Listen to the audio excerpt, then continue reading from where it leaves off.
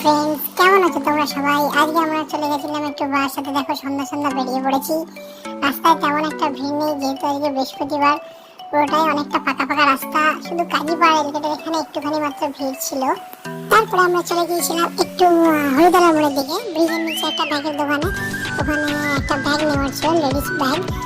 তো এই দোকানটাতে আমরা এসেছিলাম। এখানে প্রচুর সুন্দর সুন্দর লেডিস ব্যাগের কালেকশন ছিল। এখানে প্রচুর সুন্দর সুন্দর ব্যাগের কালেকশন ছিল, খুব কম দাম।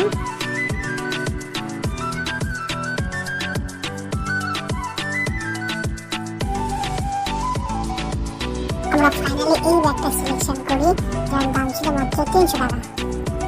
সো এখান থেকে ব্যাগ নিয়ে তারপর আমরা চলে যাই মৌচাকের দিকে, কেএনজি রোডের মৌচাক।